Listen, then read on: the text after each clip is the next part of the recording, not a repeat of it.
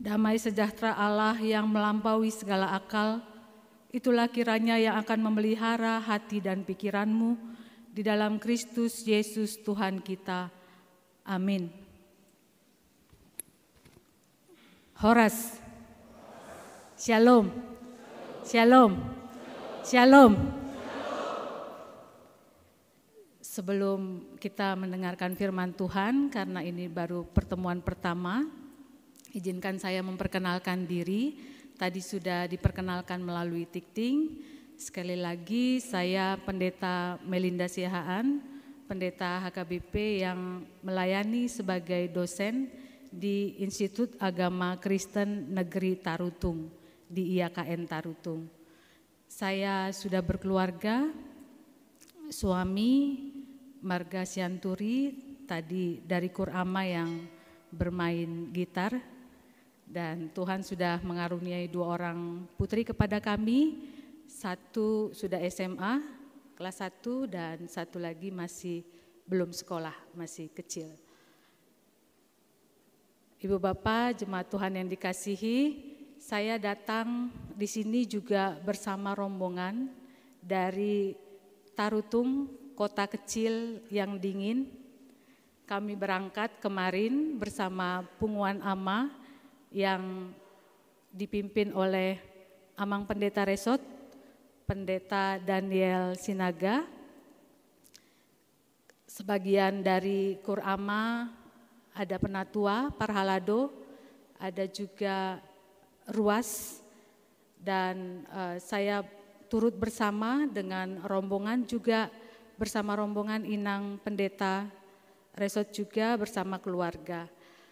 Kami tiba di sini tadi malam jam 7 malam, disambut hangat oleh Amang Pendeta Resot, Pendeta Marjuni Nababan, dan bukan kebetulan saya ini juga adik dari Inang Pendeta Borusiahaan.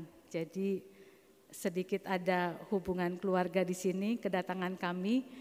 Tetapi walaupun demikian, tujuan dari kedatangan Kurama di sini dari Gereja HKBP Pagar Beringin, Resort Pagar Beringin, untuk melakukan evangelisasi Kur salah satunya, dan juga untuk pencarian dana dalam rangka pembangunan rumah dinas pendeta. Ada bazar yang kami bawakan dari kampung berupa kacang sihobuk. Jadi Ibu Bapak bisa membelinya di luar, itu sebagai jalan untuk membantu pembangunan rumah dinas Huria.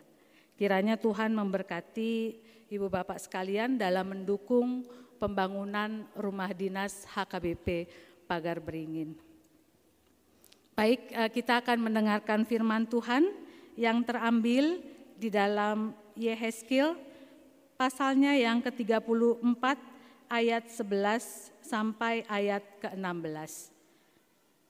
Saya akan membacakannya, Alkitab yang saya baca terjemahan baru dari LAI, kemungkinan akan ada sedikit perbedaan-perbedaan kata dengan Alkitab yang lebih lama, tetapi maknanya tidak terlalu jauh. Jadi ini terjemahan dari LAI yang terbaru. Saya akan bacakan untuk kita semua. Yehezkiel 34 ayat 11 sampai 16. Sebab beginilah firman Tuhan Allah, sesungguhnya aku sendiri akan memperhatikan domba-dombaku dan mencarinya. Seperti seorang gembala mencari dombanya pada waktu domba itu tercerai dari kawanan dombanya, begitulah aku akan mencari domba-dombaku dan menyelamatkan mereka dari segala tempat, kemana mereka diserakkan pada hari berawan dan kelam. Aku akan membawa mereka keluar dari bangsa-bangsa, mengumpulkan mereka dari negeri-negeri dan membawa mereka ke tanahnya. Aku akan menggembalakan mereka di atas gunung-gunung Israel, di alur-alur sungainya, dan di semua tempat kediaman orang di tanah itu. Di padang rumput yang baik akan kugembalakan mereka, dan di atas gunung-gunung Israel yang tinggi, disitulah tempat penggembalaannya. Di tempat penggembalaan yang baik itu, mereka akan berbaring, dan rumput yang subur menjadi makanannya di atas gunung-gunung Israel. Aku sendiri akan menggembalakan domba-dombaku, dan aku akan membiarkan mereka berbaring. Demikianlah firman Tuhan Allah. Yang hilang akan kucari, yang tersesat akan kubawa pulang, yang luka akan kubalut, yang sakit akan kukuatkan, serta yang gemuk dan yang kuat akan kuawasi. Aku akan menggembalakan mereka sebagaimana seharusnya. Demikianlah firman Tuhan. Ibu, Bapak, saudara-saudari yang dikasihi Tuhan, seringkali kita menggunakan media sosial kita untuk mengungkapkan isi hati, termasuk juga untuk memanjatkan, mengungkapkan doa-doa kita kepada Tuhan. Namun seringkali juga ungkapan yang kita buat sebagai doa atau harapan di laman Facebook kita atau media sosial kita yang lain, ternyata tidak sepenuhnya benar. Saya mencoba untuk membacakan satu doa yang disampaikan di halaman Facebook, begitu, kira-kira isinya demikian. Ya Tuhan, ampunilah dia karena telah menghina dan mempermalukan saya di hadapan banyak orang. Ampuni dia karena ia tidak tahu apa yang diperbuatnya. Doa saya, kiranya Engkau membalaskan kepadanya setimpal dengan apa yang diperbuatnya, supaya ia merasakan apa yang saya rasakan. Ada yang salah dengan isi khotbah ini, dengan isi doa tadi? Sedikit ada ya, sedikit. Tetapi yang sedikit ini berbahaya juga. Kita seringkali ingin segera karma itu, sesuatu perbuatan yang jahat diperlakukan kepada kita, juga berlaku kepada orang yang berbuat jahat kepada kita. Ya, itu karma. Dalam bahasa Kristennya itu sering disebut dengan hukum tabur tuai. Jadi sudah baik nih, ya Tuhan, dia nggak tahu apa yang dia perbuat. Tapi balaskanlah ya Tuhan, supaya ia bisa merasakan apa yang saya rasakan. Ajaran kekristenan sebenarnya tidak mengajarkan tentang hukum balas dendam. Tabur tuai itu termasuk hukum balas dendam. Tetapi justru orang yang menyakiti kita, bagi Yesus orang tersebut harus justru kita doakan, bukan malah kita hujat kembali. Jadi hal ini yang perlu kita perbaiki sebagai orang Kristen di dalam memahami hukum tabur tuai, di dalam memahami hukum karma. Kenapa Ibu Bapak? Karena kita tidak punya kuasa sama sekali terhadap tubuh seseorang. Kita tidak punya kuasa sama sekali terhadap kehidupan orang yang menyakiti kita. Siapa yang berkuasa? Tuhan. Kita diperlakukan demikian, lalu kita mengembalikan hak pengadilan itu kepada Tuhan. Bukan kita yang mengadili. Jadi bagaimana kalau saya terus dihina, terus direndahkan, terus disingkirkan, terus dibuli. Kita berdoa kepada Tuhan, tetapi kita tidak mendoakan celaka bagi orang yang melukai kita. Jadi teologi kita, pemahaman kita berupaya untuk kita perbaiki, karena kekristenan kita tidak mengajarkan sama sekali tentang hukum balas dendam. Ini sejajar dengan tema khotbah kita di hari ini. Allah menggembalakan umatnya. Untuk itu kalau ada domba-dombanya yang nakal, siapa yang menggembalakan? Allah. Kita kembalikan hukumnya kepada Allah. Itu kuasa Allah. Terkadang Ibu Bapak, orang yang sudah menyakiti kita atau merusak kehidupan kita, tidak kita sangka hidupnya lebih baik toh. Iya kan? Malah dia diberkati Tuhan, sama-sama diberkati. Tetapi kita mensyukuri berkat yang kita terima dan kita tidak mengutuk mereka yang juga diberkati Allah.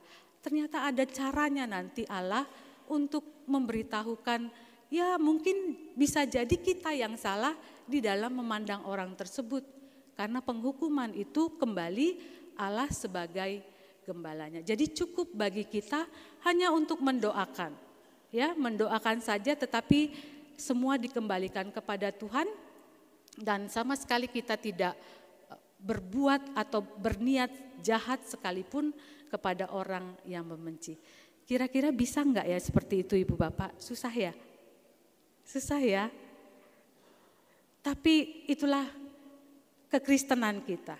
Kekristenan kita bukan mata ganti mata, tetapi kita melakukannya semua dengan kasih. Kasihilah sesamamu seperti dirimu sendiri. Nah itu dia kebalikannya. Jadi mulai dari hari ini misalnya kita kembalikan, karena yang menggembalakan itu adalah Allah sendiri. Allah bisa menggunakan banyak cara untuk menggembalakan domba-domba yang mungkin bagi kita dia adalah orang jahat. Tetapi kita mencukupkan diri kita sebagai sesama domba untuk mengembalikan itu kepada Allah. Ibu Bapak jemaat yang dikasihi Kristus, disebutkan di sini di dalam teks kita Allah menggembalakan umatnya. Apa yang terjadi? Kenapa Allah itu turun tangan untuk menggembalakan langsung umatnya? Kenapa Allah disibukkan untuk menggembalakan domba-dombanya atau bahkan untuk menggembalakan gembala? Dalam teks ini yang kita baca, Allah menggembalakan domba-dombanya untuk memberi pelajaran kepada gembala-gembala yang dipercayakan Allah untuk menjaga umatnya. Jadi konteks dari tulisan ini mau memperlihatkan umat Israel itu ada di masa pembuangan. Sekitar 500 sebelum Masehi lah, ya, jauh sebelum Yesus ada, gitu ya. Mereka dibuang ataupun mereka masuk dalam penjajahan Babilonia dan mereka harus keluar dari Yerusalem. Mereka dikeluarkan dari Yerusalem dan menjadi orang-orang buangan di negeri Babel. Nah di negeri Babel itu ketika mereka sudah dibuang, termasuk di dalamnya adalah Yehezkiel. Yehezkiel yang menulis ini juga ikut di dalam pembuangan Babel tersebut. Ketika mereka sudah dibuang di Babel itu sebagai umat yang percaya kepada Allah, tentu mereka juga masih memiliki gembala-gembala. Gembala artinya orang yang menjaga umat Allah. Bisa kalau kita pahami sekarang sebagai parhalado, ya, sebagai orang yang dipilih oleh Allah sebagai imam, sebagai nabi. Tetapi persoalannya karena waktu yang cukup lama dan tentu bisa dipahami di masa pembuangan itu mereka sudah jauh dari bait Allah, Yerusalem, sehingga mereka hidup bersama dengan masyarakat yang ada di Babel. Dan rupanya umat Allah ini kehidupannya menjauh dari Tuhan, ya. Kehidupan mereka tidak mencerminkan bahwa mereka adalah umat pilihan Allah. Apa penyebabnya? Penyebabnya karena imam atau para nabi yang dipercayakan untuk menggembalakan umat Allah di Babel itu tidak melaksanakan perintah Tuhan, dan justru mereka yang mereka lakukan adalah mereka mengenyangkan dirinya. Mereka justru mengambil keuntungan dari domba-dombanya. Mereka justru menggemukkan dirinya dan umat Allah itu menjadi tercerai-berai. Inilah yang menyebabkan kekecewaan Allah melihat perilaku para gembala. Dan pada akhirnya Allah mengatakan melalui penglihatan kepada Yehezkiel bahwa aku sendiri yang akan menggembalakan umatku. Berkali-kali Allah mengatakan di dalam Yehezkiel, aku sendiri yang akan menggembalakan umatku Israel, umat pilihan Allah. Itu sebabnya kita lihat bahwa Allah yang langsung menggembalakan umat Israel karena Allah kecewa dengan kinerja para gembala, dengan kinerja para pemimpin umat ketika umat Allah berada di pembuangan Babel. Di dalam Yehezkiel 34 ayat 8 dikatakan, sesungguhnya domba-dombaku telah menjadi mangsa dan makanan dari segala binatang liar, karena tidak ada yang menggembalakannya. Gembala-gembalaku menggembalakan dirinya, bayangkan ya. Gembala-gembala yang diutus Allah justru mereka menggembalakan dirinya. Mereka mengambil untung dari domba-dombanya, mereka menggemukkan dirinya sendiri, mereka memperkaya. Ini menjadi gambaran dari gembala yang sesat, yang Allah tidak berpihak kepada mereka, sehingga umat tidak lagi tercemar dan Allah mengatakan, aku yang akan menggembalakan, bukan gembala-gembala yang sesat ini. Itu ya, jadi Allah yang langsung turun tangan untuk menggembalakan umat Israel. Ibu Bapak yang dikasihi Kristus, lantas bagaimana sih sebenarnya karakter atau gambaran atau ciri khas dari Allah yang menggembalakan umatnya? Pemahaman gembala seperti apa sih? Pemahaman gembala yang bagaimana, yang khas, yang ditawarkan oleh Allah yang berbeda dengan gembala-gembala yang sesat tersebut. Ibu Bapak yang terkasih, yang terutama menjadi DNA ataupun yang menjadi faktor otentik ya, faktor utama, faktor dasar. Kalau DNA itu yang genetis yang khas dari seseorang itu. Nah, DNA-nya atau DNA-nya seorang gembala itu nanti kita akan memahami gembala tidak dalam skop yang sempit hanya pada para pelayan gereja, tetapi gembala itu nanti bisa merangkul kita semua umat Allah. Jadi DNA yang pertama dari konsep gembala yang ditawarkan oleh Allah itu adalah seorang gembala adalah seorang pemimpin yang memperjuangkan keadilan. Jadi kalau mau menjadi gembala kita, ya, kalau kita mau menjadi gembala adalah pemimpin baik untuk diri kita sendiri yang berpihak kepada keadilan. Itu adalah ciri khas ataupun yang unik dari menjadi seorang gembala. Mengapa dikatakan bahwa DNA-nya seorang gembala itu atau pemimpin itu adalah yang berkeadilan? Karena konsep gembala di masa Perjanjian Lama ini adalah konsep tentang seorang pemimpin yang menyuarakan keluhan-keluhan umat, menyuarakan ketidakberpihakan para penguasa terhadap penderitaan umat. Jadi mereka adalah pemimpin-pemimpin yang menyuarakan secara politis keadilan dan kebenaran dari Allah. Jadi gembala di zaman Perjanjian Lama itu adalah pemimpin umat. Pemimpin umat artinya mereka berdiri tegak pada keadilan itu sendiri. Sehingga kita tidak salah untuk melihat bahwa gembala di dalam Perjanjian Lama, sebagaimana contohnya Musa ya, dia menyuarakan yang benar, ya, dia membawa orang-orang untuk keluar dari tanah Mesir, dia pemimpin politik gitu. Dia menyuarakan keadilan itu bahwa umat itu sengsara, umat Allah sengsara dan mereka harus dibebaskan dari penindasan bangsa Mesir.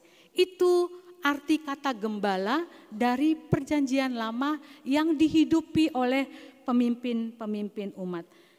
Hal yang sama yang dilakukan oleh Allah ketika Allah memberikan keselamatan kepada orang Israel dari tanah Babel. Allah memperjuangkan kembali keadilan, memulihkan kembali hak-hak umat yang telah dirampas, baik oleh para pemimpinnya maupun oleh para gembala-gembala yang sesat. Di ayat 13 dikatakan, aku akan membawa mereka keluar, mengumpulkan mereka dan membawa mereka pulang ke tanahnya. Jadi di tanah Babel Allah menjanjikan itu. Ibu Bapak yang terkasih, kalau kita melihat, membaca lagi teks ini, lalu kita melihat apakah Allah menggenapi janjinya. Ternyata Allah menggenapi janjinya.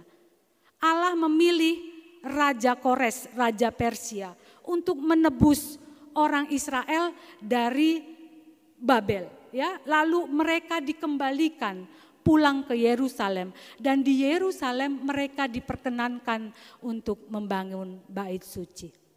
Jadi Allah yang berkeadilan itu memang memberikan keadilan kepada umatnya yang tersesat oleh para gembala-gembala yang palsu itu.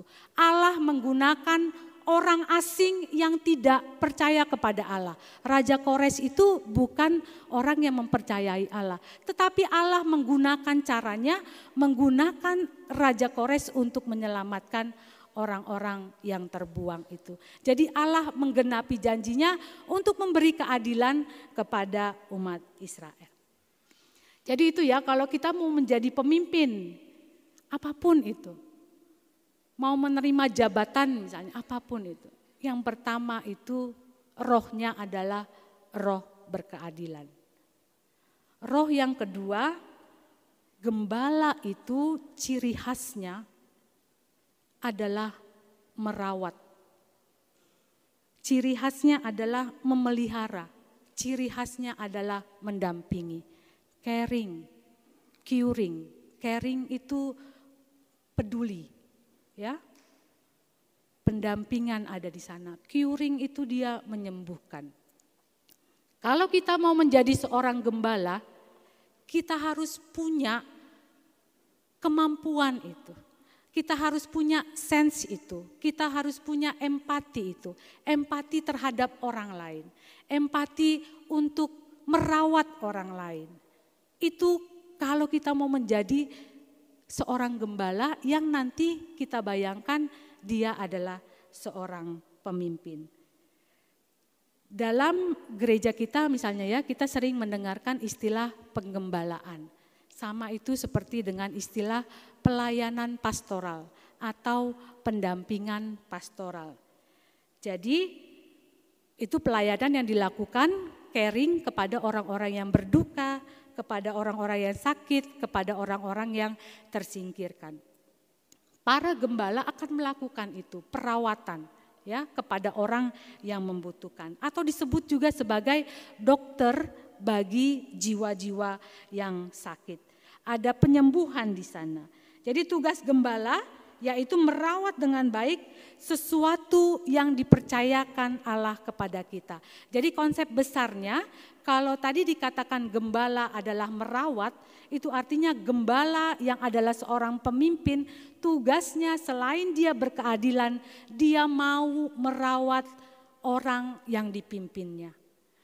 Ya, selain dia juga merawat tentu dirinya sendiri supaya dia bisa memimpin orang lain. Ibu Bapak yang dikasihi Kristus, dengan merawat baik sesuatu yang dipercayakan Allah kepada kita, di saat ya bersamaan kita sedang memperjuangkan keadilan bagi sesama dan bagi ciptaan.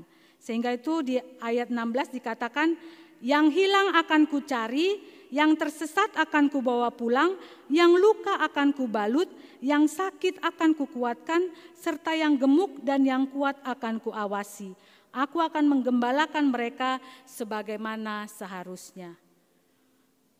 Sekitar sebulan 2 bulan terakhir ini berita dari daerah Tapanuli Utara, Tapanuli Raya pasti terdengar sampai di kota Medan ini. Ketika Eporus HKBP bersama dengan seluruh preses dan para pendeta serta umat mengadakan doa merawat Tanah Batak. Merawat, ada kata merawat di sana. Ketika ada kata merawat di sana, itu artinya ada sesuatu yang tidak adil yang mau diperjuangkan keadilannya di sana. Ketika ada kata merawat, marorot anak-anak ya, semua orang tua pasti pernah mengalami fase marorot anak kecil. Kenapa kita perlu marorot anak kecil?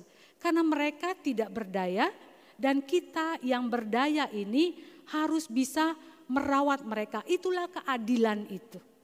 Karena kalau kita biarkan, anak itu bisa mati.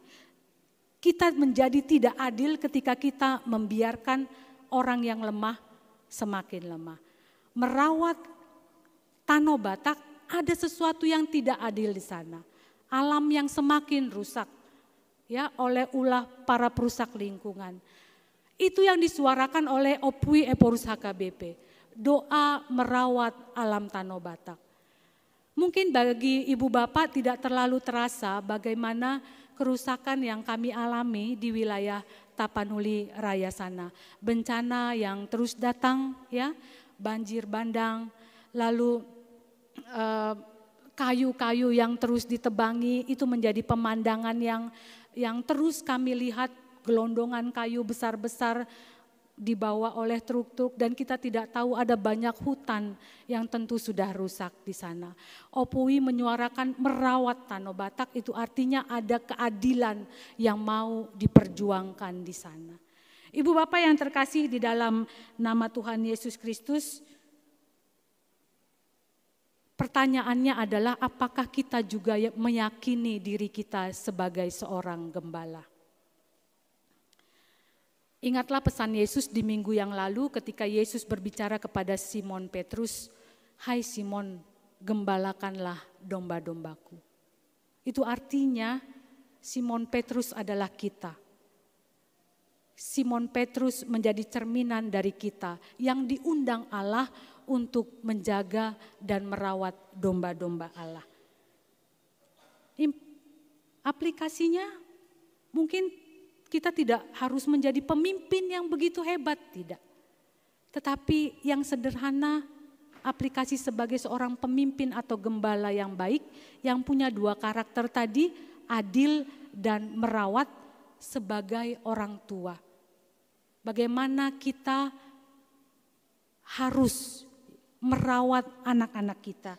Bagaimana kita sebagai orang tua mendidik anak-anak kita. Bagaimana kita sebagai orang tua mengarahkan mereka hingga mereka sampai kepada kehidupan yang lebih baik lagi.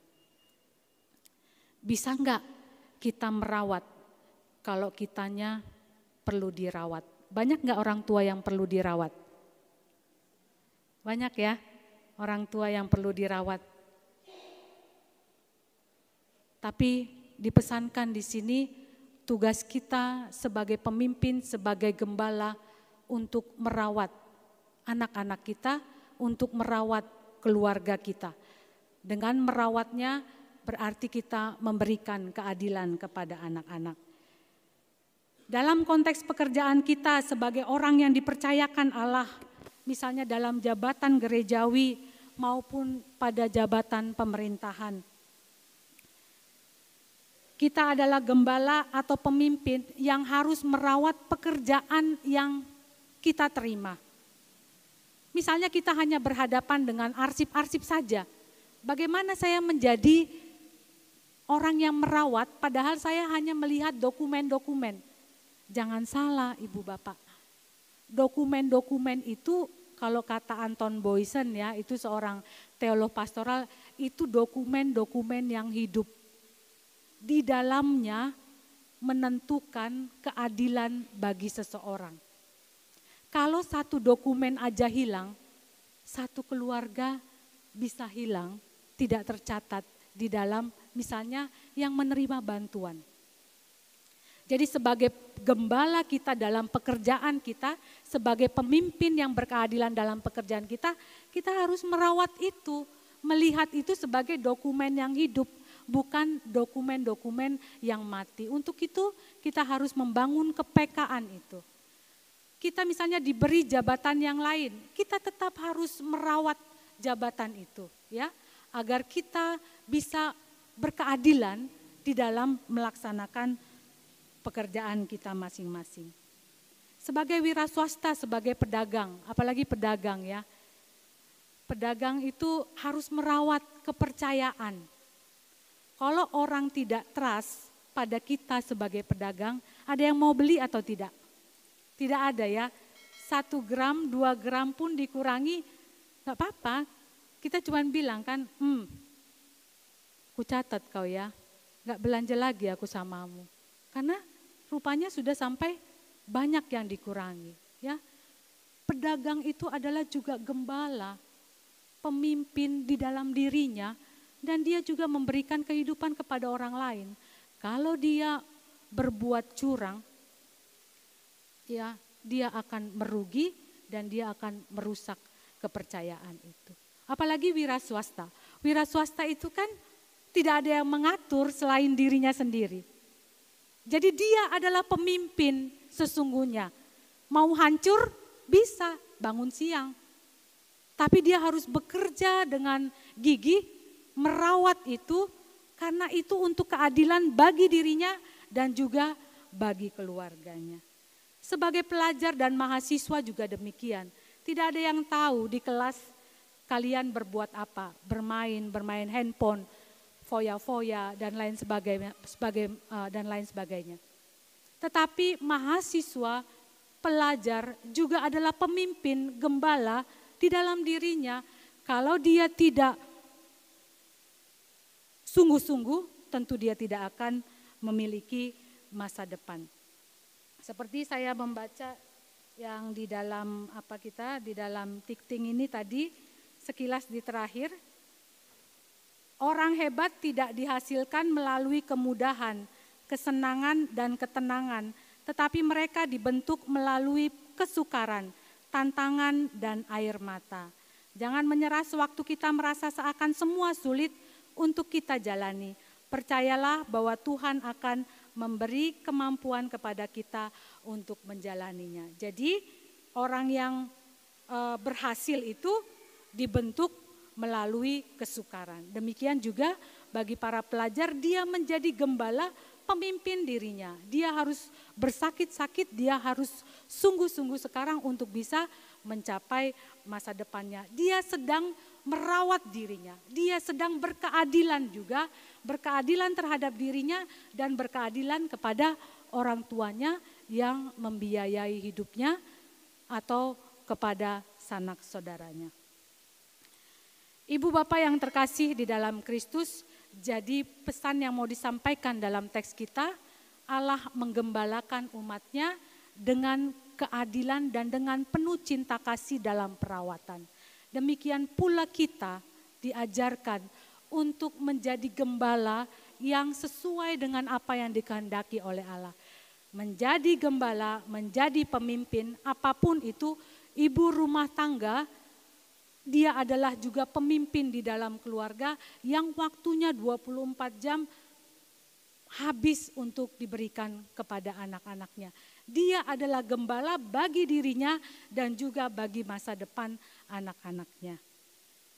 Dengan merawat tanggung jawab yang diberikan oleh Allah kepada kita, sebenarnya kita sedang mengimplementasikan keadilan dari Allah. Jadi apapun pekerjaan kita, itu adalah tugas kita sebagai gembala, sebagai pemimpin, rawatlah itu dengan baik. Jagalah itu dengan baik. Karena kita sedang berbuat keadilan kepada sesama, kepada diri kita, dan kepada Allah. Demikianlah Allah menggembalakan kita, dan kiranya kita juga bisa menggembalakan diri kita, juga menggembalakan sesama kita. Tuhan Yesus memberkati. Amin. Mari kita berdoa.